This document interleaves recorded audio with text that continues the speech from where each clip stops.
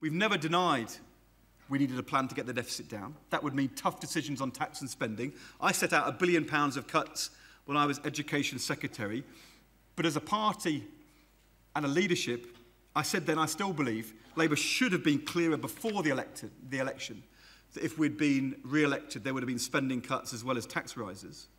And today, I have no illusions that it is a big task to turn round Labour's economic credibility and show, even as George Osborne delivers stagnating growth, rising unemployment, long-term reform stalling, that Labour can be trusted again. George Osborne and David Cameron took it as read that deep and immediate spending cuts and tax rises would at least serve the goal of deficit reduction, even as we argued that going too far and too fast would be bad for borrowing as well as jobs and growth. The Chancellor claimed public retrenchment would boost private confidence and job creation. He called it expansionary fiscal contraction.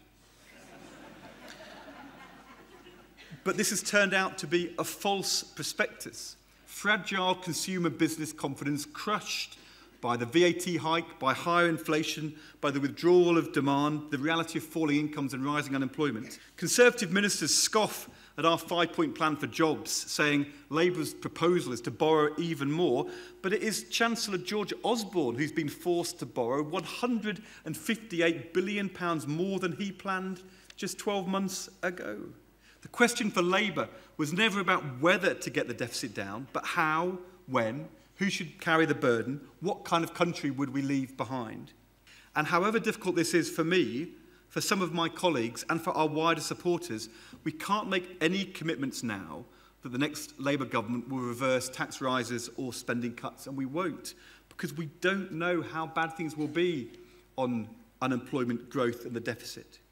What we do know is the next Labour government will have to sort out a deficit this government has failed to do. But George Osborne's economic mistakes now mean difficult decisions on tax, spending and pay are not only inevitable, that they will last for longer. It is now inevitable that pay restraint will have to continue for longer in this Parliament. Labour cannot duck that reality, and we won't. Jobs must be our priority before pay. Now is the time to hold our nerve, to make the case, the growth challenge and the reform challenge, to make the case for the economic alternative, to speak up for the people we represent and the values we stand for, and to do so in a typically Fabian way. Steady, step by step, determined, credible and radical in our vision for a better and fairer future for Britain.